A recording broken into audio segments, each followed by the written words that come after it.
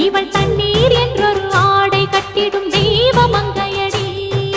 தையம் தீயம் தக்கு தீயம் தக்கு தையம் தீயம் தக்கு தீயம் தக்கு தையம் தீயம் தக்கு தீயம் தக்கு தையம்